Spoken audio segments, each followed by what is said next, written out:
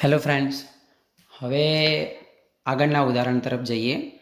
Last time આપણે ઉદાહરણ 1.2 અને ઉદાહરણ 1.3 બંને ઉદાહરણ જોઈ લીધા, બરાબર છે.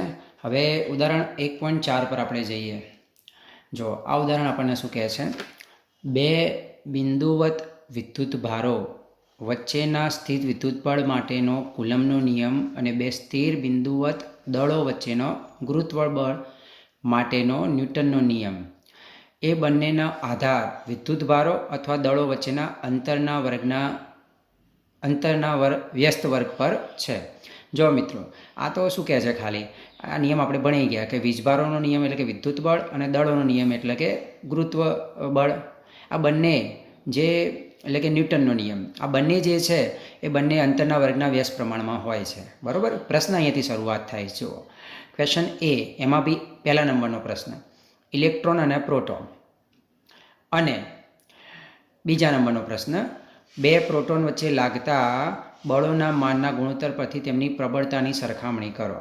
બરાબર. આગળ શું છે, ઇલેક્ટ્રોન અને પ્રોટોન જે એક એંગસ્ટ્રોમના અંતરે આવેલા છે એટલે કે દૂર હોય ત્યારે તેમના પરસ્પર આકર્ષણ બળથી ઉદ્ભવતા ઇલેક્ટ્રોન અને પ્રોટોનના પ્રવેગ શોધો. મિત્રો, પહેલાં તો ક્લિયર થઈ ગયું કે આની અંદર તમારે ટોટલ ક્વેશ્ચન કેટલા છે. આ ખાસ ધ્યાન રાખો, પરીક્ષાની અંદર બી આ થશે કે તમને એક જ રકમની અંદર એક કરતાં વધારે પ્રશ્નો પૂછેલા હોય અને તમે ઉતાવળની અંદર એ બધા અટેમ્પ્ટ કરો નહીં, બરાબર છે, તો નુકસાન તમને જ જાય. જો એટલે સૌથી પહેલાં તમે અહીંયા જોઈ લો તમને ટોટલ ક્વેશ્ચન કેટલા કર્યા છે. તો એની અંદર આપણને બે ક્વેશ્ચન છે, ક્વેશ્ચન 1 અને ક્વેશ્ચન 2, અને બીની અંદર આપણે એક જ ક્વેશ્ચન છે. હવે જુઓ, એની અંદર જે આપણને ક્વેશ્ચન પૂછવામાં આવે છે અને ક્વેશ્ચન કોમન છે. અને ક્વેશ્ચન શું છે, આ બળોના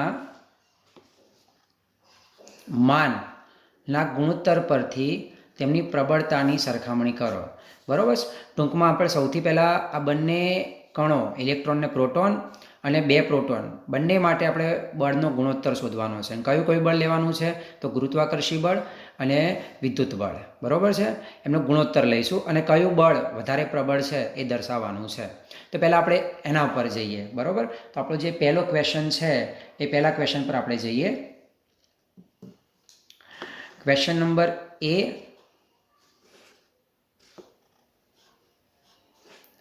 એનો બી કયો ક્વેશ્ચન, પહેલો, બરાબર. હવે એની અંદર આપણને કયા કણ કીધા છે, ઇલેક્ટ્રોન અને પ્રોટોન. તો ચલો, ઇલેક્ટ્રોન અને પ્રોટોન વચ્ચે કયું બળ હશે, આકર્ષી બળ કે અપાકર્ષી બળ, એ તો ક્લિયર જ છે ને. કયું બળ હશે, તો એ બળ હશે આકર્ષી બળ. તો હું અહીંયા બતાવું કે ધારો કે મારી પાસે, બરાબર છે, પહેલાં ચલો વિદ્યુતીય બળની આપણે વાત કરીએ. તો વિદ્યુતીય બળની આપણે વાત કરીએ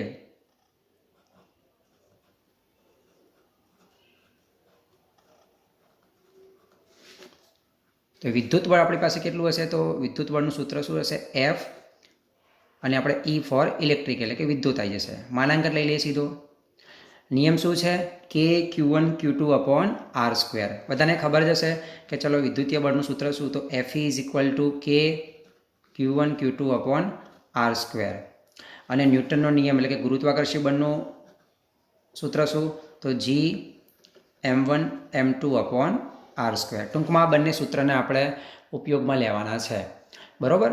તો ચલો શરૂઆત કરીએ. વિદ્યુતીય બળની વાત કરીએ તો સૂત્ર પ્રમાણે જે એટલે કે, બરાબર છે, અહીંયા મેં માનાંકન લીધો છે એટલે હું અહીંયા સંજ્ઞા નહીં લઉં.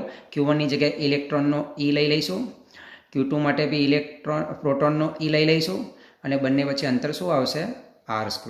આ થયું આપણું સમીકરણ નંબર 1. એ જ રીતે આપણે બીજું કયું બળ લેવાનું છે, તો ગુરુત્વ બળ. તો ગુરુત્વ બળ એના બી આપણે માનાંકમાં લઈ લઈશું, કારણ કે આપણે કીધું જ છે બળોના માનાંક.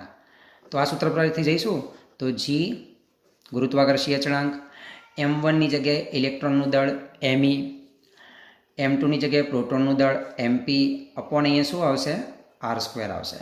સમીકરણ નંબર 2. હવે આપણે શું કરવાનું છે, તો બળોના માનનો ગુણોત્તર. તો સમીકરણ 1 અને સમીકરણ 2 નો ગુણોત્તર લેતા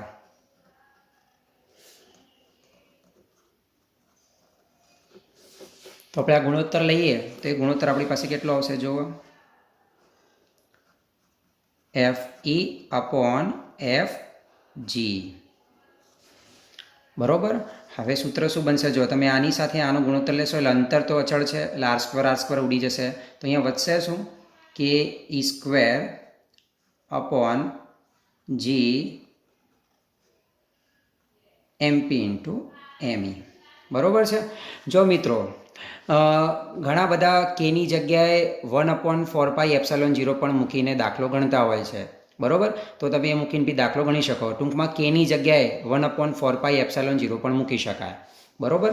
હવે આપણે બધાની કિંમત મૂકી દઈએ, તો બધાની કિંમત મૂકી દઈએ તો FE अपॉन FG। ચલો કેની વેલ્યુ, અચળાંકની વેલ્યુ કેટલી છે, 9 ગુણ્યા 10⁹, બરોબર। જ્યારે બંને પ્રોટોન કે ઇલેક્ટ્રોનના વીજભારનું મૂલ્ય શું રહેશે, 1.6 ગુણ્યા 10⁻19, એનો પણ સ્ક્વેર થઈ જશે કારણ કે કે સ્ક્વેર છે। ચલો નીચે શું છે, તો નીચે છે ગુરુત્વાકર્ષીય અચળાંક, તો ગુરુત્વાકર્ષીય અચળાંકનું મૂલ્ય શું રહેશે, 6.67 ગુણ્યા 10⁻11। ચલો ઇલેક્ટ્રોનનું દળ અને પ્રોટોનનું દળ, બરાબર છે। પ્રોટોનનું દળ અને ઇલેક્ટ્રોનનું દળ જુઓ, એ તમને કેટલું આપ્યું છે, 1.67 ગુણ્યા 10⁻27 અને ઇલેક્ટ્રોનનું જ પ્રમાણે 9.11 ગુણ્યા 10⁻31, એટલે 9.1 લો તો બી ચાલે, આ તો આપણે યાદ રહી જવા જોઈએ, બરાબર। તો ચલો અહીંયા હું પ્રોટોનનું દળ 1.67 ગુણ્યા 10⁻27 અને ઇલેક્ટ્રોનનું દળ 9.1 ગુણ્યા 10⁻31, બરાબર મિત્રો। જ્યારે તમે આ ગુણોત્તરને સોલ્વ કરશો, મતલબ જ્યારે તમે આ ગણતરી કરશો, તમારે ગણતરી કરી લેવી, બરાબર છે, ચેક કરી લેવું, ત્યારે તમને જવાબ મળશે 2.273 ગુણ્યા 10⁻39 એકમ આવશે કે ના આવે? સમાન ભૌતિક રાશિનો ગુણોત્તર શોધી રહ્યા છો એટલે આ જે તમને જવાબ મળ્યો એ કેવો મળ્યો કહેવાય, એકમ રહિત મળ્યો કહેવાય, બરાબર છે। તો આ આપણો એક જવાબ થયો, આને હું કહી દઉં છું સમીકરણ નંબર 3, બરાબર। જો મિત્રો એક ક્વેશ્ચન પૂરો થયો, બરાબર। હવે એની અંદર આપણો બીજો ક્વેશ્ચન હતો, તો બીજા ક્વેશ્ચન પર જઈએ આપણે। તો એ બીજો ક્વેશ્ચન કયો હતો, કયા બે કણ લેવાના હતા, તો જોઈ લો। એ કણ કયા હતા, બે પ્રોટોન વચ્ચે, અહીંયા શું હતું, ઇલેક્ટ્રોન પ્રોટોન, અહીંયા બે પ્રોટોન, ફરીથી એ જ વાત રિપીટ કરવાની છે, તે વાત આપણે રિપીટ કરીએ ફરીથી, બરાબર। તો સૌથી પહેલાં ફરીથી વિદ્યુત બળ, બરાબર, અને વિદ્યુત બળ આપણી પાસે કેટલું આવશે, તો FE, અને અહીંયા આપણે બરાબર છે પ્રોટોન અને બીજો પણ પ્રોટોન જ છે, બંનેનો વીજભાર તો સમાન જ, એ ઇલેક્ટ્રોન કે પ્રોટોન હોય, તો આ થયું આપણું સમીકરણ નંબર 4, બરાબર। અને ગુરુત્વ બળ, તો ગુરુત્વ બળ પર આપણે જઈએ, તો ગુરુત્વ બળ FG is equal to G, પણ અહીંયા ધ્યાન રાખશો, હવે આપણે અહીંયા દાખલામાં જુઓ, એક ઇલેક્ટ્રોન એક પ્રોટોન હતો, એટલે એક ઇલેક્ટ્રોનનું દળ અને એક પ્રોટોનનું દળ, એટલે અહીંયા ફરક પડી જાય, તો અહીંયા આપણી પાસે જે આવશે બંને કેવા આવશે, પ્રોટોનનું દળ ગુણ્યા પ્રોટોનનું દળ, M1ની જગ્યાએ MP, M2ની જગ્યાએ પણ MP, બંને વચ્ચેના અંતરનો વર્ગ એટલે શું આવશે, r²। ફરીથી પ્રશ્ન તો એક જ છે, બળોના માનનો ગુણોત્તર, તો સમીકરણ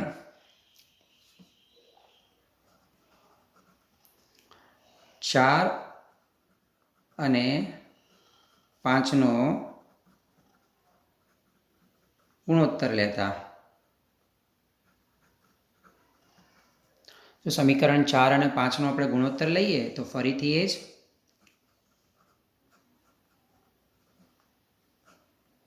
બરાબર। અહીંયા આપણે બંને r² તો ઉડી જશે, એટલે વધશે શું અહીંયા આપણી પાસે ફરીથી ke² अपॉन અહીંયા આપણી પાસે શું આવશે, તો G MP², બરાબર મિત્રો। તો ફરીથી હવે અહીંયા આપણે કિંમત મૂકી દઈએ, તો આ કિંમત આપણી પાસે કેટલી આવશે, તો ધેરફોર જોઈ લો, FE अपॉन FG, ફરીથી કેની વેલ્યુ કેટલી? તો 9 ગુણ્યા 10⁹ બરાબર છે. વીજભારની જગ્યાએ 1.6 ગુણ્યા 10⁻19 કુલમ, એનો પણ સ્ક્વેર. અને નીચે ફરીથી શું આવશે? તો 6.67 ગુણ્યા 10⁻11 જીની વેલ્યુ. અને પ્રોટોનનું દળ કેટલું રહેશે? તો 1.67 ગુણ્યા 10⁻27નો સ્ક્વેર. બરાબર. બસ ફરીથી ગણતરી કરો છો એટલે તમે ગણતરી કરો છો એટલે આની વેલ્યુ તમને મળશે, આ ગુણોત્તરની વેલ્યુ તમારી પાસે આવશે.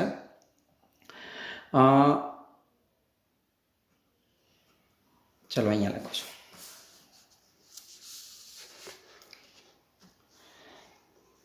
Fe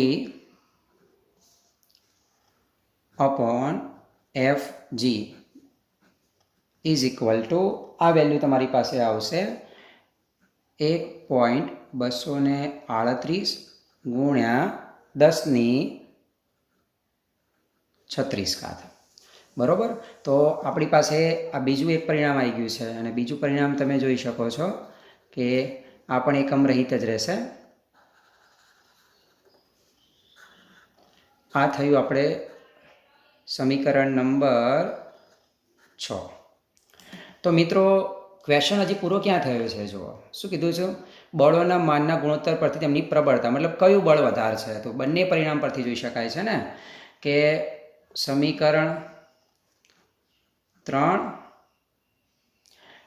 બીજામાં જ તમને પૂછ્યું છે ને કે બે પ્રોટોન વચ્ચે લાગતા બળ. તો આપણે સમીકરણ સીધી આપણે 6ની જ વાત કરીએ કે સમીકરણ 6 પરથી આપણે કહી શકીએ ને કે કયું બળ વધારે રહેશે. તો Fe is greater than to Fg and very greater than. કેમ? કારણ કે અહીંયા 10⁻36 છે. તો આ આપણું ત્રીજું પરિણામ આવ્યું. ટૂંકમાં તમને ક્વેશ્ચન નંબર 1ની અંદર 3 પ્રશ્નો પૂછવામાં આવ્યા હતા, જે આપણે અહીંયા નિકાલ લીધા. બરાબર. હવે આપણે જઈએ છીએ આપણા બીજા વિભાગ પર. અને બીજો વિભાગ એટલે આપણો બી નંબરનો ક્વેશ્ચન. બી નંબરના ક્વેશ્ચનમાં શું કીધું છે? જુઓ, ઇલેક્ટ્રોન અને પ્રોટોન અંતર આપી દીધું છે 1 એંગસ્ટ્રોમ, જેનું મૂલ્ય 10⁻10 મીટર હોય. તો તેમના પરસ્પર આકર્ષણ બળથી ઉદ્ભવતા ઇલેક્ટ્રોન અને પ્રોટોનનો પ્રવેગ શોધો. હવે મિત્રો જુઓ, શબ્દ જોજો, પકડજો. બરાબર છે. અહીંયા તમારી પાસે એક શબ્દ છે આકર્ષણ બળ, અને બીજો તમારી પાસે અહીંયા શબ્દ છે પ્રવેગ. બરાબર. જ્યારે બળ અને પ્રવેગ ભેગા થાય એટલે શું બને? ફાધર બરાબર મધર. બરાબર ને? ના ખબર પડી? F બરાબર ma. એટલે બળ F અને પ્રવેગ m તમારી પાસે હોય તો તમારે બળ F અને પ્રવેગ એ તમારી પાસે હોય તો તમારે F બરાબર ma સૂત્રનો ઉપયોગ કરવો પડે. હવે એ F ક્યાંથી લાવીશું? તો તમારે F અહીંયા ફરીથી શોધવાનું રહેશે. અને ત્યાં તમારે ઇલેક્ટ્રોન અને પ્રોટોન માટે વિદ્યુતીય બળ શોધવાનું રહે. બરાબર. તો આપણે ક્વેશ્ચન બી પર જઈએ. ક્વેશ્ચન નંબર બી પર. અને એ આપણા માટે જે છે તો એ બે કણ છે. બરાબર. તો ઇલેક્ટ્રોન અને પ્રોટોન વચ્ચેનું તો એ આપણા માટે જે રહેશે. તો ચલો આગળ જઈએ. ઇલેક્ટ્રોન અને પ્રોટોન વચ્ચેનું વિદ્યુતીય બળ. બરાબર. તો વિદ્યુતીય બળ માનાંકમાં લઈશું Fe. બરાબર. કે ફરીથી ઇલેક્ટ્રોન, પ્રોટોન અને બંને વચ્ચેનું અંતર રહેશે આપણી પાસે r². અહીંયા આપણને r લેવાના કયા છે? r બરાબર આપણે કેટલા લેવાના છે? 10⁻10 મીટર. બરાબર. ચલો કિંમત મૂકી દઈશું. તો કિંમત મૂકી દઈશું એટલે આપણી પાસે અહીંયા આવશે કેની જગ્યાએ 9 ગુણ્યા 10⁹ અને અહીંયા આપણી પાસે આવશે 1.6 ગુણ્યા 10⁻19 અને e² થશે એટલે એમનો પણ વર્ક કર્યો. r² છે એટલે તમે જુઓ છો કે હું આરની જગ્યાએ 10⁻10 મૂકીશ અને એનો પણ સ્ક્વેર લઈશ એટલે કેટલા થઈ જશે? 10⁻20 થઈ જશે. બરાબર. અને હવે આ કેલ્ક્યુલેશન આપણે કરીએ છીએ એટલે આપણને Fe ઇઝ ઇક્વલ ટુ આપણો જવાબ આવે છે 2.2 304 ગુણ્યા 10⁻8 ન્યૂટન. આ ગણતરી કરશો એટલે તમારી પાસે આ જવાબ આવી જશે. બરાબર, એકમ આવશે ને, કારણ કે બળ શોધી રહ્યા છીએ. તો આ એક માહિતી આવી જેની આપણે જરૂર પડશે. બરાબર છે, ક્યાં જરૂર પડવાની છે? તો આપણે F બરાબર ma સૂત્ર પર જઈએ ત્યારે. બરાબર, તો ચલો હવે આપણે વાત કરીએ છીએ. ચલો, તમને બંનેના પ્રવેગ પૂછ્યા છે ને, તો ઇલેક્ટ્રોનનો પ્રવેગ.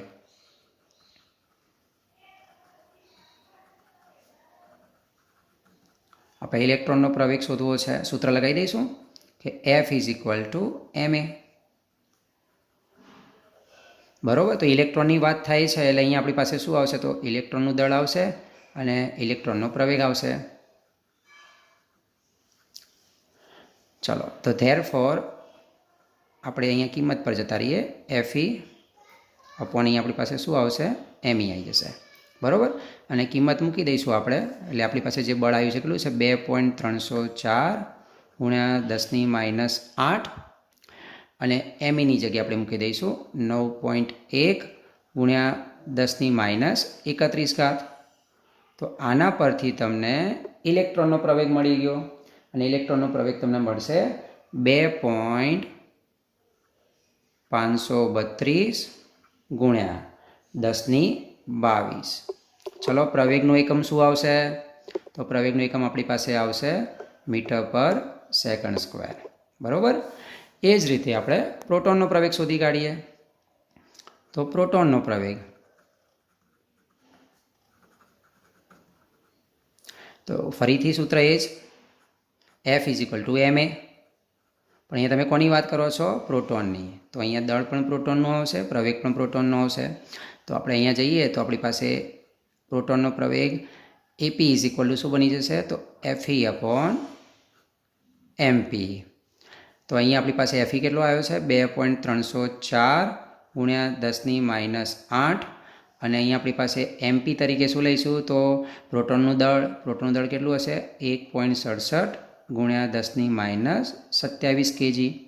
અને ફાઇનલી આપણને AP બરાબર આનો આપણને જે પ્રવેગ મળશે એ કેટલો મળશે? તો 1.380 ગુણ્યા 10⁻19 મીટર/સેકન્ડ². બરાબર, તો આ આપણા બાકીના બે પરિણામ થઈ ગયા. એક આપણી પાસે થઈ ગયો છે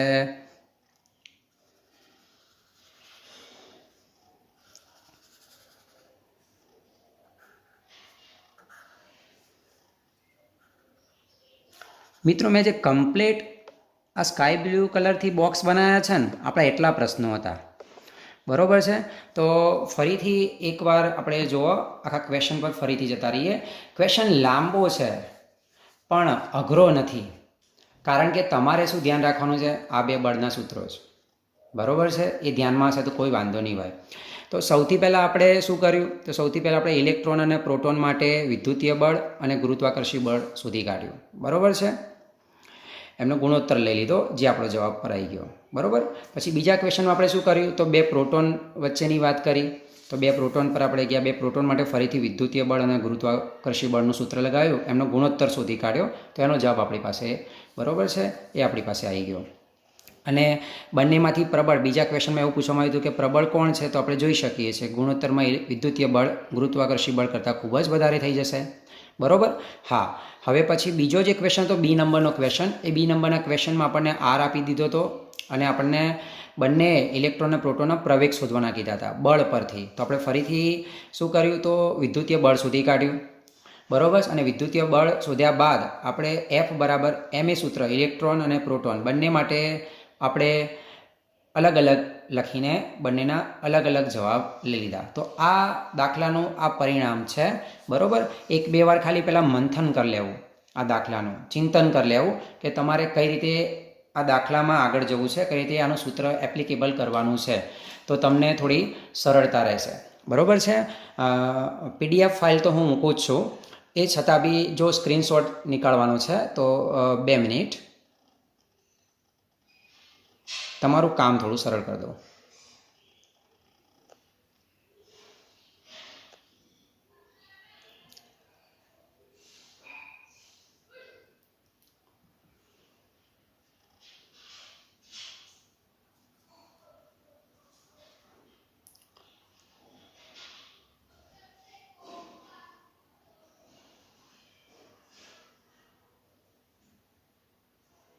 બરાબર. ચલો નીકાળી લો.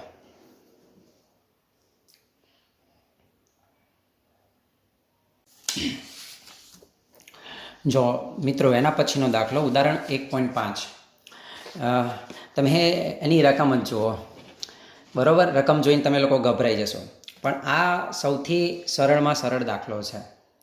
બરાબર, અને આ દાખલો સમજવા માટે તમારે સંપર્કની રીત અને એ બી સમાન ત્રિજ્યાના ગોળા, જો તમને એ આવડતું હશે તો કોઈ પ્રશ્ન થશે નહીં. પહેલાં મિત્રો, બુકની જે રકમ છે મેં અહીંયા લખી છે, જુઓ. હું એને વાંચતો નથી, બરાબર છે. તમારી પાસે બુક હશે ને તમે એ રકમ જોઈ શકો છો. બરાબર, અહીંયા અંતર તરીકે 10 સેન્ટીમીટર આપ્યું છે ને પછી 5 સેન્ટીમીટર આપ્યું છે. બરાબર, મતલબ જે અંતર છે એનું અડધું અંતર આપ્યું છે બીજા ક્વેશ્ચનમાં. બરાબર, ક્વેશ્ચન તમને જે રીતે પૂછવામાં આવ્યા છે અને તમને અહીંયા આકૃતિ દોરીને આપી છે, એના કરતાં મેં બીજી એક રકમ અહીંયા લખી છે. જો આ રકમ પરથી તમે દાખલો ગણવાનો પ્રયત્ન કરશો ને તો ફટાક કરતો આવડી જશે. બરાબર છે, અને પછી તમે આ જોઈ લેજો એટલે આ તમને આવડી જ જવાનો છે. બરાબર, સંપર્કની રીતમાં મિત્રો આપણે શું શીખ્યા હતા કે સંપર્કની રીતમાં આપણે એવું શીખ્યા હતા કે જ્યારે તમે સમાન ત્રિજ્યાના બે ગોળા હોય અને એમને ભેગા કરીને તમે એમને છૂટા કરો, બરાબર છે. ધારો કે આના પરનો વીજભાર આપણી પાસે, ટોટલ વીજભાર આપણી પાસે કેટલો છે, ટોટલ વીજભાર આનો કુલ વીજભાર Q હોય અને ભેગા કરીને છૂટા કરો તો બંને પરનો વીજભાર સરખો વહેંચાઈ જાય. બરાબર, આ પોઈન્ટ આપણે શીખ્યા હતા. બરાબર, બસ એ જ સ્ટેપ લેવાના છે, પણ 1 બાય 1 કઈ રીતે લેવાના છે એ આપણે સમજીએ. બરાબર છે, તો ચાલો જોઈ લઈએ આ દાખલો પણ.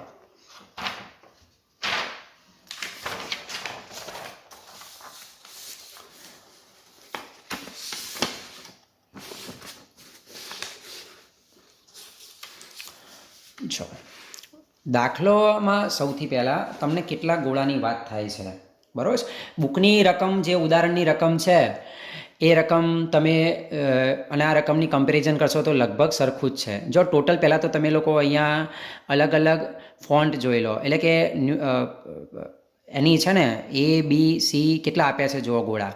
આ તમને એક આપ્યો છે ગોળો A, આ એક ગોળો થયો. બીજો કેટલો ગોળો થયો? ગોળો B થયો. બરાબર છે. ત્રીજો આપણી પાસે અહીંયા જુઓ ગોળો C થયો, અને ચોથો આપણી પાસે ગોળો થયો D થયો. બરાબર છે. તો જો રકમ પર આપણે જઈએ. સૌથી પહેલાં શું કહે છે? ધાતુના એક વિદ્યુત ભારિત ગોળા એને નાયલોનના દોરા વડે લટકાવેલ છે. ધાતુના બીજા વિદ્યુત ભારિત ગોળા B ને ગોળા એની નજીક R અંતરે લાવતા તેમની વચ્ચે F જેટલું અપાકર્ષણ બળ લાગે છે. બરાબર, A અને B વચ્ચે અપાકર્ષી બળ લાગે છે. બરાબર, દાખલો અહીંયાથી બદલાય છે, મતલબ તમારો એક દાખલો અહીંયા પૂરો થશે. ત્યારબાદ ગોળા એને ધાતુના બીજા સમાન પણ અહીંયા તમે જુઓ વિદ્યુતભાર રહિત ગોળા C સાથે અને ગોળા Bને બીજા સમાન પણ વિદ્યુતભાર રહિત ગોળા, અહીંયા બી વિદ્યુતભાર રહિત ગોળા D સાથે સંપર્કમાં લાવીને પછી અલગ કરવામાં આવે, અને ગોળા Bને ગોળા એની નજીક R/2 જેટલા અંતરે લાવતા તેમની વચ્ચે કેટલું બળ લાગે. બરાબર છે. જો મિત્રો, દાખલો કેટલા સ્ટેપમાં જાય છે પહેલાં સમજી લો. પહેલાં તમને કયા બળની વાત કરી? A અને B વચ્ચેનું પ્રારંભિક બળ નંબર 1. બરાબર, પછી A અને C વચ્ચેનું બળ ભેગા કરીને છૂટા કર્યા, ટૂંકમાં બળ નહીં પણ એમના ભેગા કરીને છૂટા કર્યા. પછી B અને Dને ભેગા કરીને છૂટા કર્યા. બરાબર, અને ત્યારબાદ પાછા A અને Bને આપણે ભેગા કર્યા, શરૂઆતમાં કર્યા એમ ભેગા કર્યા, મતલબ R અંતરે, અહીંયા R/2 અંતરે.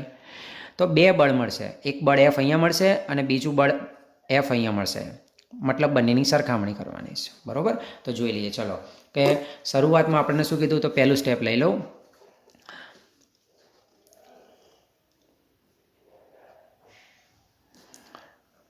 R અંતરે રહેલા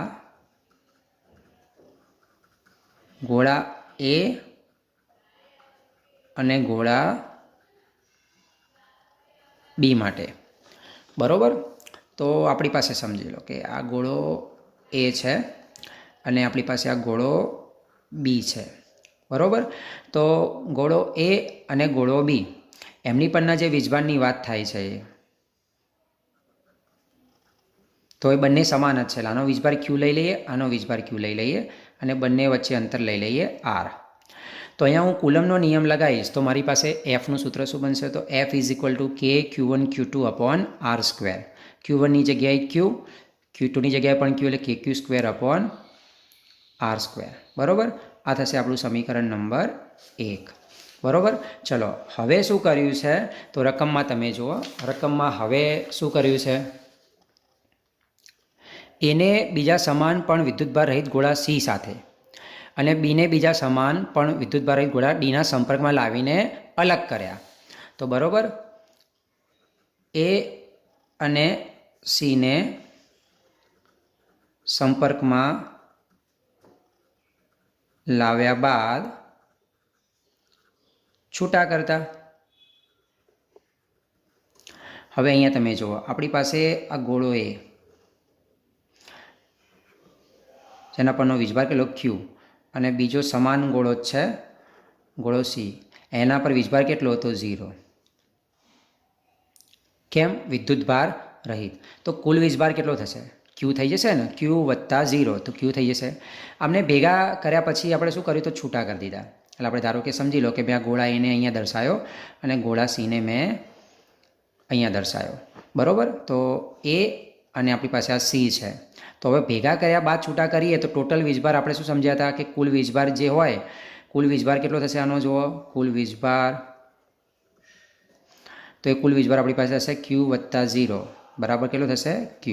બરાબર, અને નિયમ શું કહે છે કે જેટલો કુલ વીજભાર હોય એટલા ભાગ્યા પદાર્થની સંખ્યા. તો 2 છે પદાર્થ, તો શું આવશે, આના પરનો વીજભાર કેટલો થશે Q/2, આના પર કેટલો થશે Q/2. સિમ્પલ છે ને. એ જ રીતે B અને Dને સંપર્કમાં લાવ્યા બાદ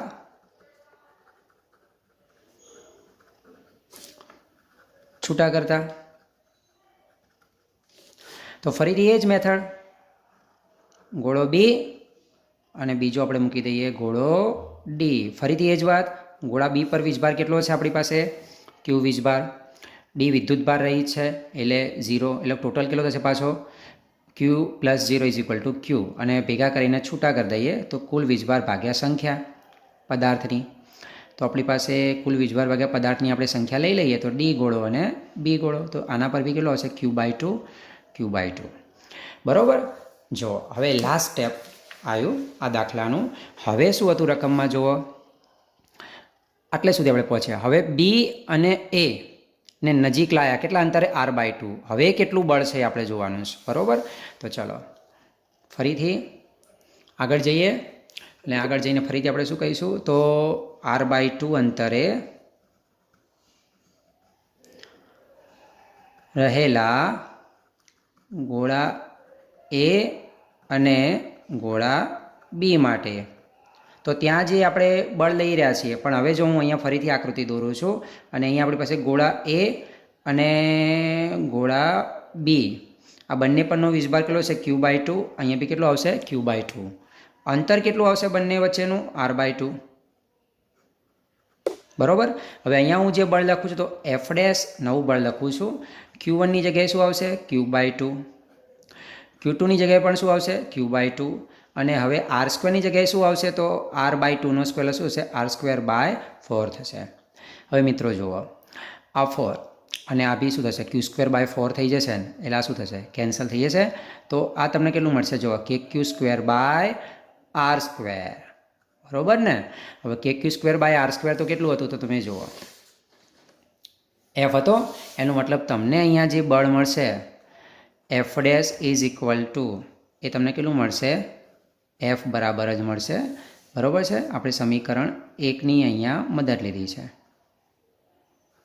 બરાબર, તો દાખલાનો આન્સર આવી ગયો કે જો છેલ્લે આપણે આ પ્રોસેસ કરીએ છીએ તો બી બળ કેટલું મળશે તો પ્રારંભમાં જેટલું બળ હતું એના જેટલું જ મળશે.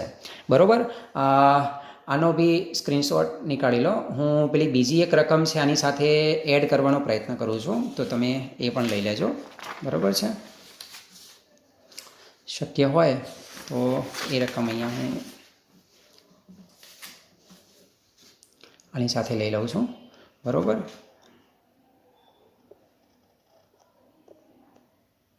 થોડીક રકમમાં બરાબર ઓકે. બરાબર, અહીંયા આપણે એવું હોય તો લખી દઈએ છેલ્લે therefore F dash is equal to f. ચલો,